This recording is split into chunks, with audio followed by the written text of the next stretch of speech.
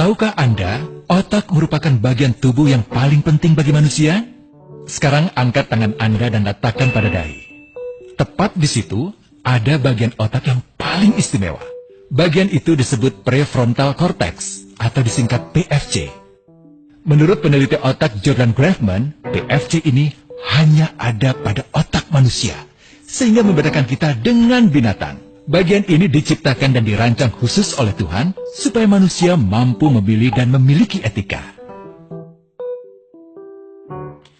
PFC berfungsi seperti pemimpin. Ia bertanggung jawab untuk berkonsentrasi, memahami benar dan salah, mengendalikan diri, menunda kepuasan, berpikir kritis, dan merencanakan masa depan. PFC adalah pusat pertimbangan dan pengambilan keputusan. PFC inilah yang membentuk kepribadian dan perilaku sosial. Sayangnya, PFC adalah bagian otak yang paling mudah mengalami kerusakan. Jika PFC rusak, maka kepribadian orang bisa berubah. Rusaknya PFC bisa disebabkan oleh benturan fisik, bisa juga oleh zat kimia, seperti narkotika, psikotropika, dan zat adiktif atau nafsa. Dan ternyata penyebab paling merusak juga pornografi, yang disebut narkolema, narkotika lewat mata. Bagaimana pornografi mempengaruhi otak dan pikiran kita? Adi, remaja 12 tahun, melihat gambar di TV yang menjurus ke porno. Awalnya, ia merasa kaget dan jijik. Ini karena sistem limbik di otak Adi menjadi aktif. Sistem limbik mengatur emosi juga keinginan makan, minum, dan berhubungan seksual. Sistem limbik ini kemudian mengaktifkan zat kimia otak bernama dopamin. Dopamin memberi rasa senang, penasaran, sekaligus kecanduan.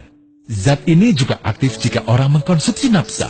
Oleh karena itu, sifat candu pornografi sama dengan sifat candu nafsa.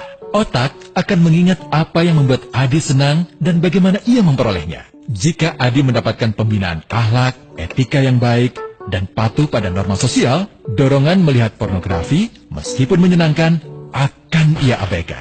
Namun karena hal itu tidak ada pada diri Adi, ketika ia sedang merasa bosan dan ingin mencari kesenangan, otak akan mendorongnya agar melihat pornografi lagi. Namun lama-lama, Adi bosan melihat jenis gambar yang sama, dan butuh yang lebih porno untuk memicu rasa senang. Sekarang, dengan internet, pornografi menjadi jauh lebih mudah didapat. Pertama, Adi membuka internet dan tidak sengaja melihat gambar yang menjurus ke porno. Berikutnya, ia sengaja membuka lagi untuk melihat yang lebih porno. Awalnya melihat yang sedikit terbuka, lama-lama semuanya terbuka. Awalnya melihat 1 menit, lama-lama 1 jam. Adi mengalami kecanduan pornografi. Bagaimana kerusakan PFC akibat kecanduan pornografi? Secara alamiah, dopamin dialirkan dari sistem limbik ke PFC. Orang yang kecanduan pornografi akan mengalirkan dopamin secara berlebihan, sehingga membanjiri PFC.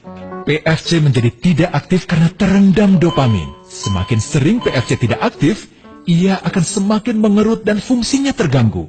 Sistem limbik justru akan berkembang semakin besar karena terus mengaktifkan dopamin, sehingga Adi cenderung untuk terus mencari kesenangan tanpa takut atas akibatnya.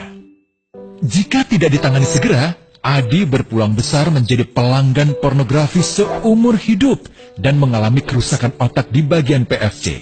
Awalnya, ia akan kehilangan konsentrasi, penurunan kemampuan menimbang benar dan salah, serta berkurangnya kemampuan mengambil keputusan. Lama-lama, besar kemungkinan ia akan melakukan masturbasi, oral seks, hubungan seksual suka sama suka, dan mudah berganti-ganti pasangan seksual. Pernikahan dianggap tidak penting, pasangan dianggap hanya sebagai objek seksual semata, cenderung merendahkan derajat dan kehormatan lawan jenis.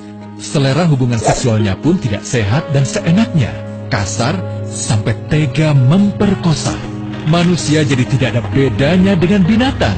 Inilah dampak yang terjadi akibat kerusakan PFC.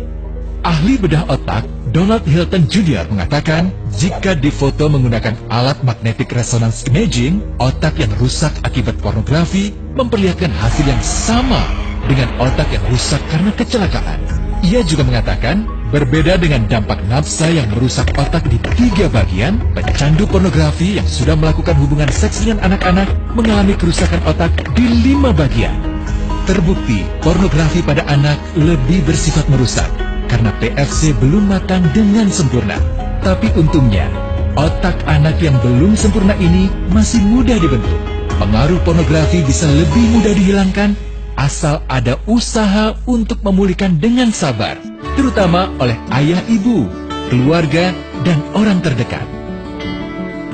Pelajari bagaimana mencegah dan menangani anak yang terkena pornografi. Mari lindungi generasi kita dari bencana pornografi dan kejahatan seksual.